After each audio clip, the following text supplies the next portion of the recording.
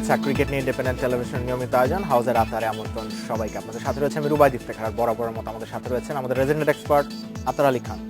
আতার, একটা fascinating Ashes series হচ্ছে। Absolutely. I mean, sheer pleasure to watch Mitchell Johnson bowling as fast as he could.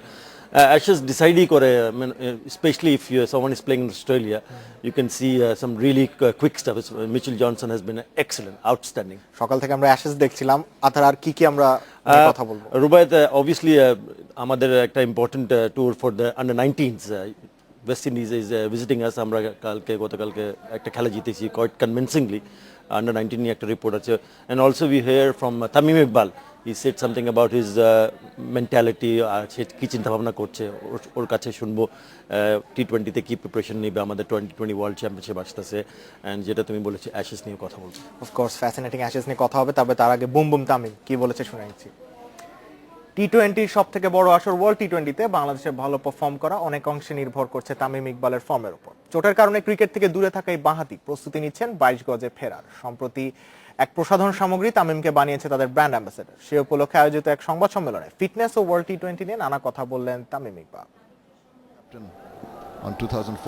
নিউজিল্যান্ডের বিপক্ষে series জয়ের আনন্দটা কিছুটা ফিকে হয়েছিল চোটের কারণে। এখনো সেই চোট তাকে পুরোপুরি ছেড়ে যায়নি, তবে শিগগিরই পুনর্বাসন প্রক্রিয়া শুরু করছেন তামিম ইকবাল।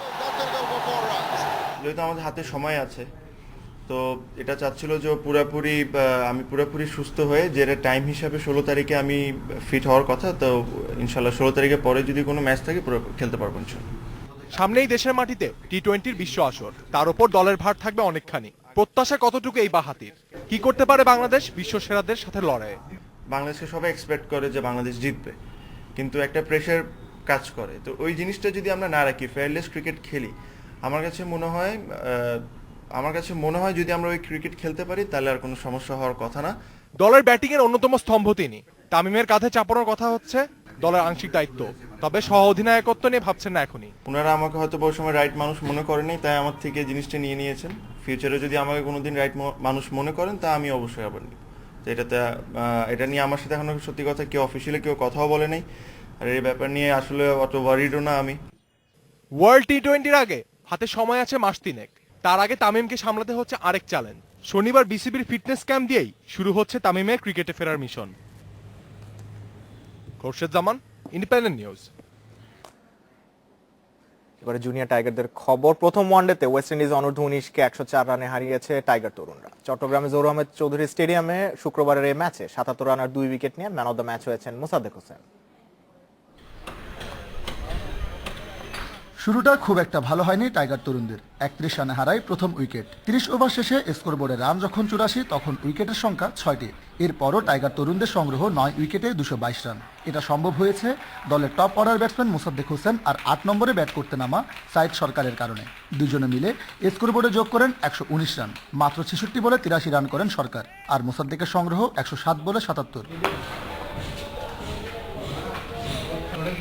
223 রানের লক্ষ্য নিয়ে খেলতে নেমে শুরুতেই বিপদে পড়ে ওয়েস্ট ইন্ডিজ। দ্রুত কয়েক উইকেট হারিয়ে শুরুতেই ব্যাকফুটে চলে যায় দলটি। এরপর আর ঘুরে দাঁড়াতে পারেনি ওয়েস্ট ইন্ডিজের কোনো ব্যাটসম্যানই। ব্যাট হাতে মোসাদ্দেকের এমন পারফরমেন্সের পর বল হাতে 7 ওভারে নিয়েছেন 2 উইকেট, আর এজন্য খরচ করছেন মাত্র 16টি রান। তাই ম্যান অব দ্য ম্যাচের পুরস্কারটি উঠল তারই হাতে। আজকের ইনিংসটা এবং বোলিং পারফরমেন্সটা আমি মনে করি যে আমার জন্য খুব দরকার ছিল। এটা ডেফিনেটলি টিমের জন্য বড় একটা দরকার ছিল। আপনারা জানেন যে আপনার 6 উইকেট পড়ে গেছে আমাদের খুব আর্লি, তো এই জায়গায় একটা বড় পার্টনারশিপের খুব দরকার ছিল। ওই জায়গায় আমি এবং সাইদ একটা বড় পার্টনারশিপ করতে পারছি, এবং আমার কাছে মনে হচ্ছে এই পার্টনারশিপটার কারণে আমরা 222 রান করছি এবং ম্যাচটা জেতার পসিবিলিটি হয়েছে। ওয়ার্ম আপ ম্যাচে 114 রানে টাইগার তরুণদের হারিয়েছিল ওয়েস্ট ইন্ডিজ। এর জবাবটা প্রথম ওয়ানডেতে বেশ ভালোভাবেই দিল টাইগাররা। সামনের ম্যাচগুলোতে এই ধারাবাহিকতা ধরে রাখতে পারলে ওয়েস্ট ইন্ডিজকে আরও বড় ব্যবধান হারানো সম্ভব বলে মনে করছেন দলের খেলোয়াড়রা। Sabbir Irfan, independent news, Chattogram. টাইগারদের সাফল্যের বছরের শেষে জুনিয়র টাইগাররাও সাফল্য পাচ্ছে। কথা বলছি আতার আলী খানের সাথে। আতার, ইয়াং টাইগারদের নিয়ে শুরু করি। ওয়েস্ট ইন্ডিজের যে ট্যুরটা ছিল সেটা বাংলাদেশের ইউথ ক্রিকেটের জন্য বেশ ভালো একটা বুস্ট ছিল।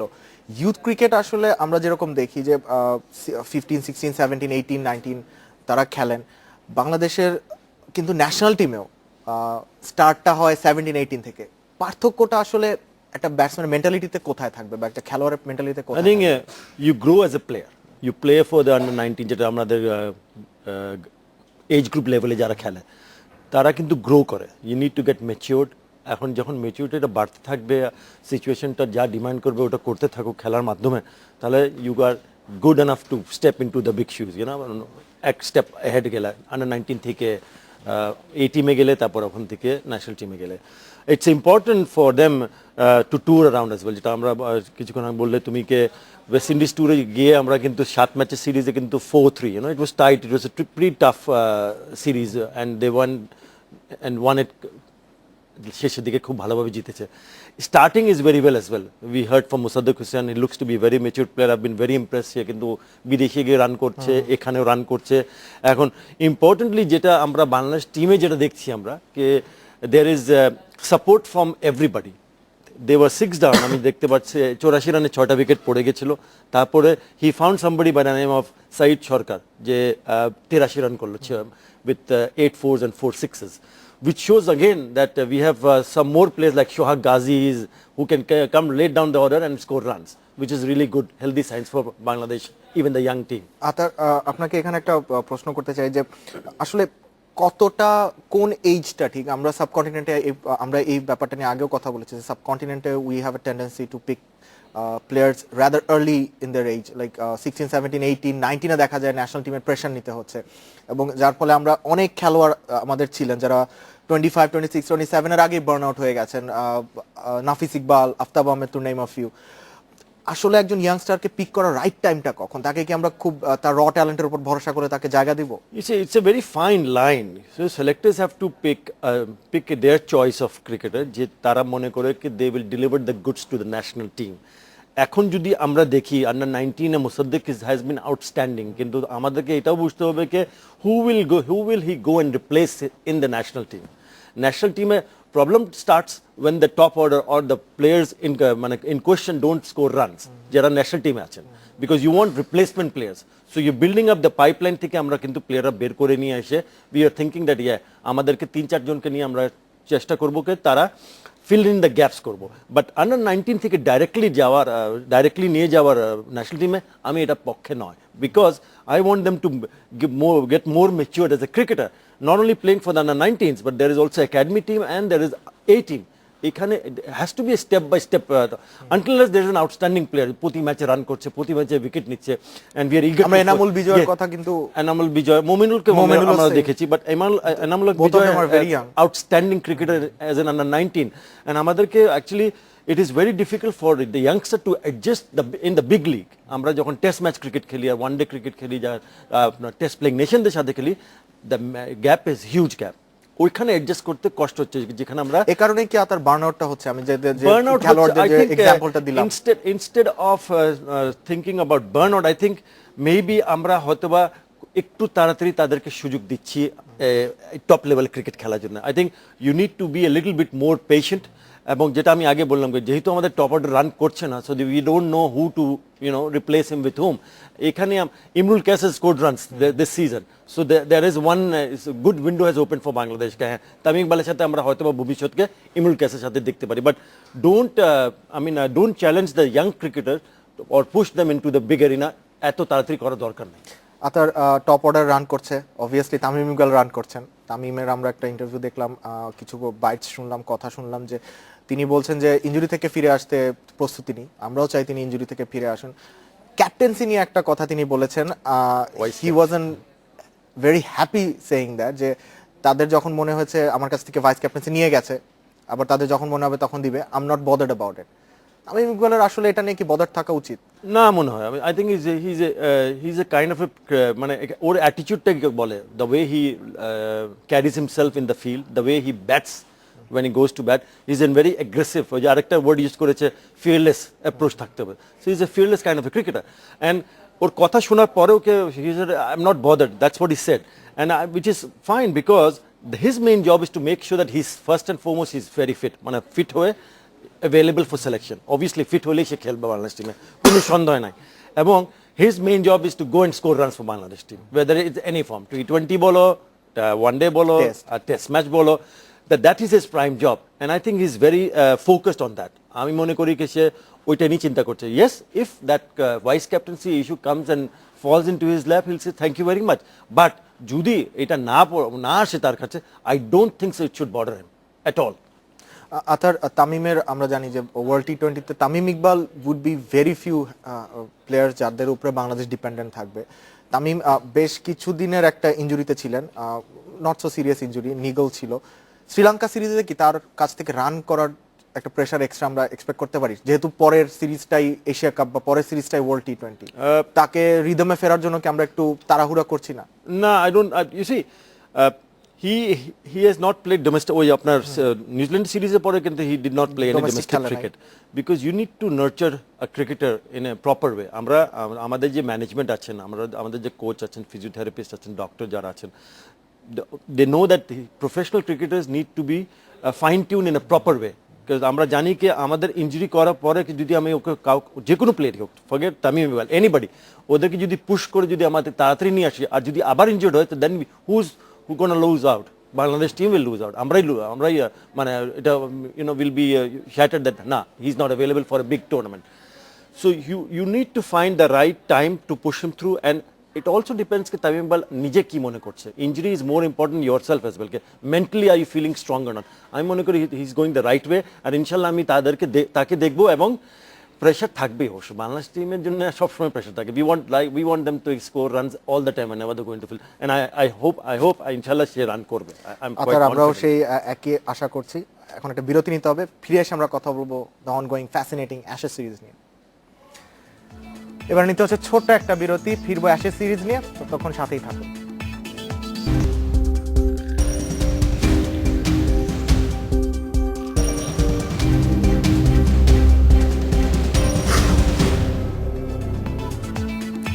হাউজার আতার, আপনাদের সাথে আছে আমি রুবাই ডিফ্লেক্টর। জানিয়ে দিচ্ছি অ্যাশেজের খবর। অ্যাডিলেডের দ্বিতীয় টেস্টের তৃতীয় দিন 172 রানে অল আউট হয়েছে ইংল্যান্ড। তবে ইংল্যান্ডকে দ্বিতীয়বার ব্যাট করতে না পাঠিয়ে ব্যাট করছে অস্ট্রেলিয়ানরা। শেষ পর্যন্ত তাদের সংগ্রহ 2 উইকেটে 33 রান। 1 উইকেটে 35 রান নিয়ে খেলতে নেমে সকালে অজি পেসারদের সামনে টিকতে পারেননি অধিকাংশ ইংলিশ ব্যাটসম্যানই। মাইকেল কারবেরি ও ইয়ান বেল তুলে নিয়েছেন হাফ সেঞ্চুরি। অস্ট্রেলিয়ার পক্ষে মিচেল জনসন ছিলেন মূল শিকারী। 40 রান দিয়ে 7 উইকেট নেন এই বাঁহাতি ফাস্ট বোলার। এর আগে মাইকেল ক্লার্ক ও ব্র্যাড হ্যারিনের সেঞ্চুরিতে 570 রানে প্রথম ইনিংস ঘোষণা করে Australia. Start from Siddle. Yeah, it's one of those ones, isn't it? Joe Root's been there for about 40 minutes, is that? And allows... Dominant Australians on their home soil, কথা বলছে আতার আলী খানের সাথে। আতার, অস্ট্রেলিয়ার সাডেন এই চেঞ্জটা এক্সপেক্টেড ছিল ইংল্যান্ডের এগেইনস্টে? কারণ লাস্ট সিরিজটাও কিন্তু ইংল্যান্ডে এতটা ভালো খেলেনি, ইন্ডিয়ার সাথেও they had average series. Yeah, I think they have not won Ashes for last 2 years, Australians. তারপর ইন্ডিয়ার মাটিতেও তারা টেস্ট সিরিজ হেরে গেছে। Absolutely. But you see, there is always a regrouping আছে কি একটা টিম চিন্তা করে কি আসলে what is going wrong? Why can't we win test matches? Why can't we win the Ashes series? And then there's a big factor called Mitchell Johnson factor. He looked a completely different player. Last couple of series he's not been successful, but this series he started with a bang. He scored প্রথম টেস্টে প্রথম ইনিংসে সে 64 run করে, then picks up 9 wickets in a test matches, wins the game for them, and then today was again quite menacing. Lovely to watch him. মানে অতিরিক্ত being a former cricketer, আমি কিন্তু I like watching quick bowlers, অনেক good wickets যেখানে bounce আছে, carry আছে, movement আছে. So it's a good test of temperament, especially for the bats. And Australians are quite dominant. Michael Clark, outstanding captaincy, outstanding performance with the bat.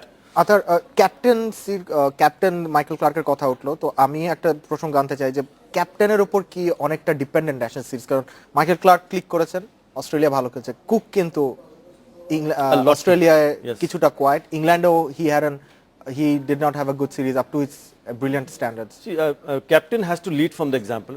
Right from the word go, you have to set a very good example. Ami as a captain, I'm responsible for my duties. আমি আমার ডিউটিটা করছি, এবং as a batsman আমি run করছি।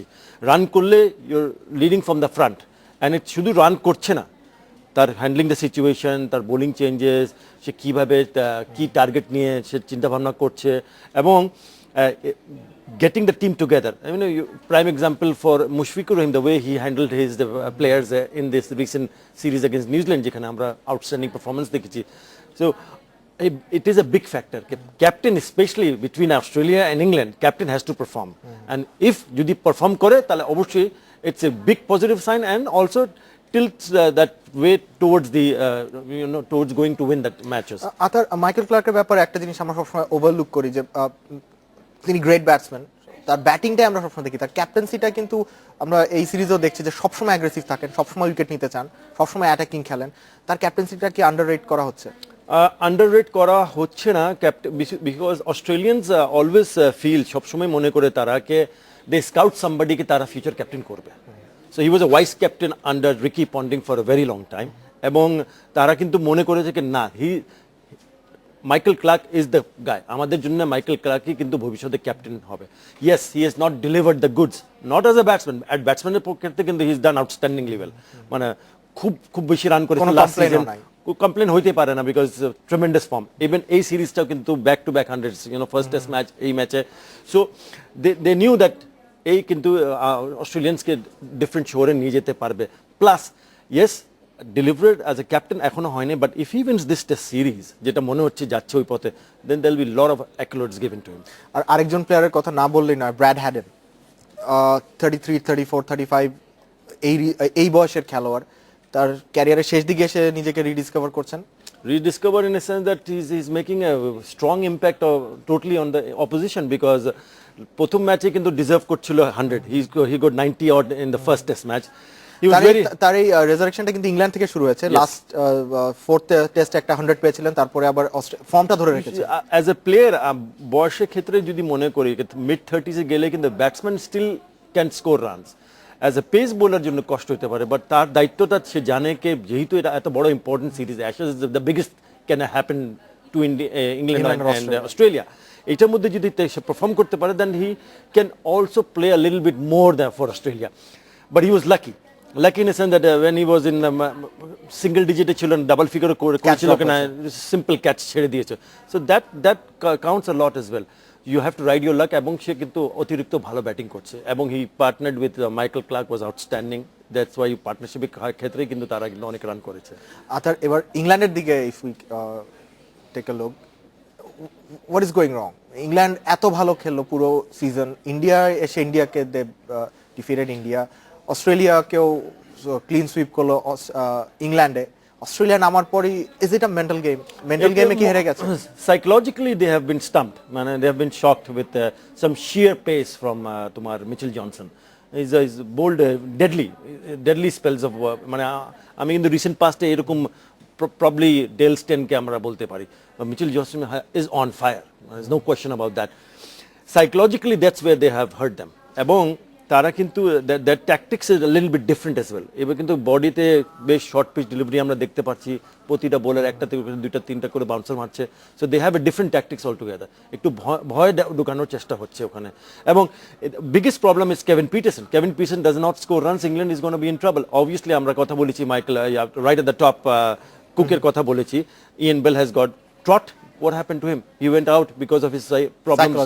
So a lot of things has happened for bad things happened to England. খুব দ্রুত অস্ট্রেলিয়ার প্রায় 450 lead, any chance for England? Fat chance. I don't think so. It's impossible. Miracles can happen, but I don't think so this time. England is praying for a miracle. Athar, thanks as usual. ইংল্যান্ডের মিরাকলের আশা নিয়ে শেষ করছি আজকের হাউসের আতা। দেখা হবে আগামী সপ্তাহে। ভালো থাকুন, সুস্থ থাকুন, দেখতে থাকুন ক্রিকেট।